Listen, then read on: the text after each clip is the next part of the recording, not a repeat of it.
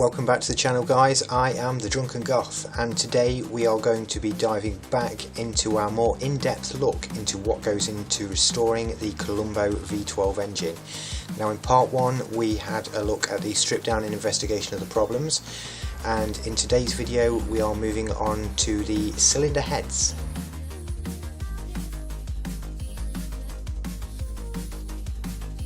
So once the cylinder heads have been removed and they've been given an initial clean off, we then start laying them out ready to strip down the individual parts from within them. So the valve collets are then removed, we start removing the valve springs and generally just start removing all the parts from the cylinder head just to get it as bare as possible. So everything comes out of that cylinder head, the valves, the valve stem oil seals, and basically just prepping it for a good clean down and quite possibly moving on to the machine shop for some of the damage that we saw in the first video.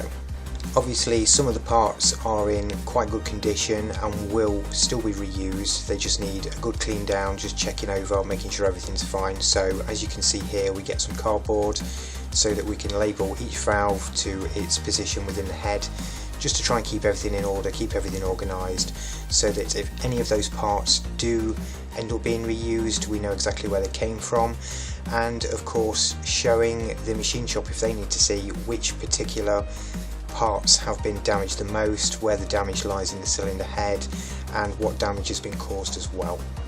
All of these parts are then thoroughly cleaned, thoroughly checked, made sure everything's right, and we send it across to the machine shop. Now in this picture here you can see that we have received the heads back from the machine shop, and they have done one hell of a job in getting them all clean, all nice, and repairing any damage.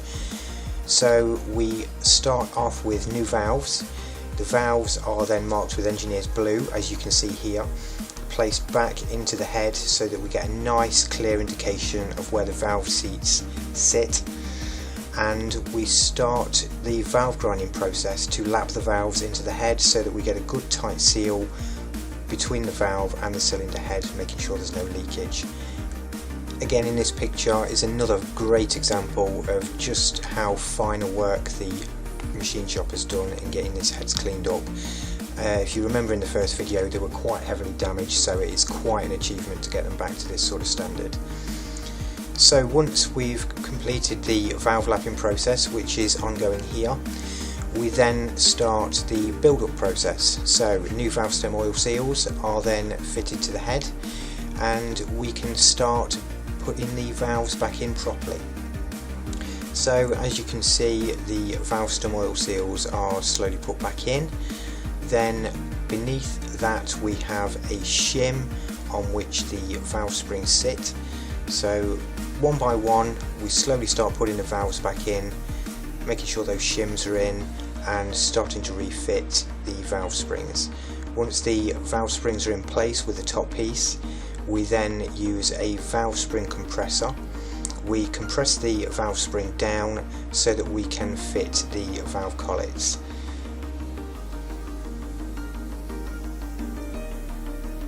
And you can see here, there we go, the valve spring compressor just holding everything down in order to keep those collets from slipping all over the place, because they can be extremely fiddly.